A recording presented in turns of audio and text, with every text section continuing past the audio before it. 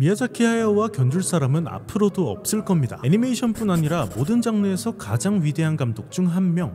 2013년 바람이 분다를 끝으로 영화계를 떠났던 미야자키 하야오. 은퇴 후 집 앞에서 쓰레기를 줍던 하야오 감독에게 한 기자가 접근합니다. 감독님 안녕하세요. 그 김열의 칼날 극장판이 센가치로 행방불명 기록을 깼는데 어떻게 생각하십니까? 저는 그냥 은퇴한 할아버지입니다. 성적으로 티격태격하고 싶지 않아요. 그럼 이만 쓰레기 주스러 라며 쿨하게 떠난 그였지만 씨발놈이 내 승질 까먹은 모양. 기자의 킬패스에 자존심이 긁힌 하야오. 오랜 친구이자 동료인 지브리의 수장 스즈키 토시오를 찾아갑니다. 야 토시오, 김열의 칼날이 뭔데 이렇게 난리냐? 토시오의 설명을 듣고는 하야오는 이렇게 말했다고 합니다. 히트할 만하네. 그렇다면 내 라이벌이로군. 그렇게 그는 은퇴를 번복하고 새로운 작품을 준비하죠. 이름하여 그대들 어떻게 살 것인가. 7년이라는 역대 최장 제작 기간과 역대 최대 제작비가 들어간 미야자키 하야오 감독의 10년 만의 복귀작. 83세라는 나이를 생각하면 찐막일 수도 있는 그의 영화 그대들 어떻게 살 것인가. 오늘은 이 이야기 한번 나눠볼까 합니다. 원작은 책으로 알려져 있죠. 이게 무슨 내용이냐. 주인공이 여러가지 문제를 겪고 이에 대해 외삼촌이 해답을 알려주는 내용이에요. 왕따나 학교폭력 같은 개인적인 문제부터 빈부격차나 전쟁 같은 사회적인 문제까지 다루고 있습니다.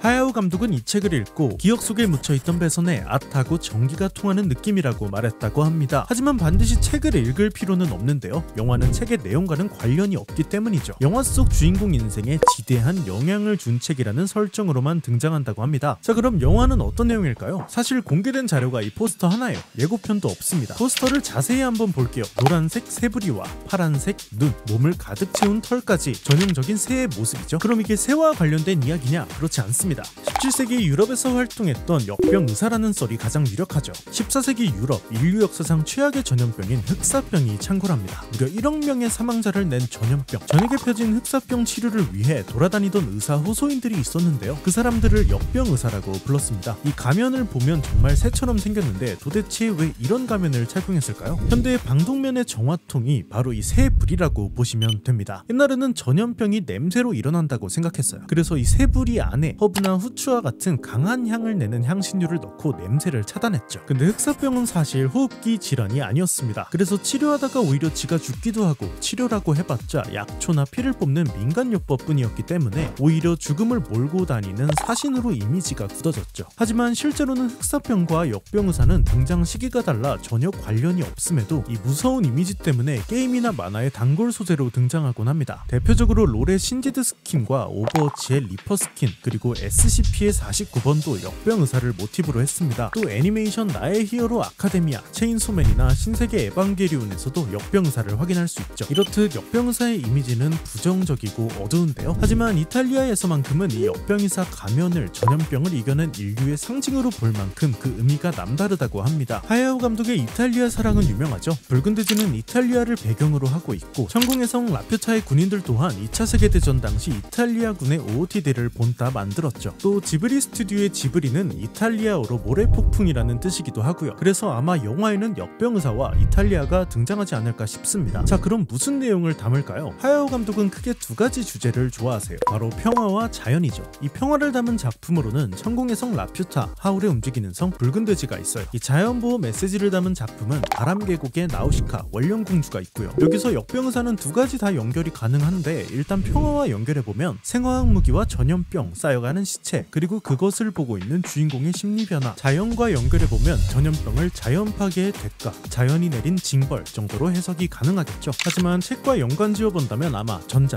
즉 전쟁 쪽이 좀 더 설득력이 있어 보입니다. 자, 오늘은 이렇게 미야자키 하야오 감독의 신작 그대들 어떻게 살 것인가 개봉 전 정보에 대해 알아봤습니다. 이미 한국 개봉은 확정이고요. 올해 안으로 개봉하지 않을까 싶습니다. 긴 영상 시청 감사드리고요. 지금까지 팔비트였습니다. 감사합니다.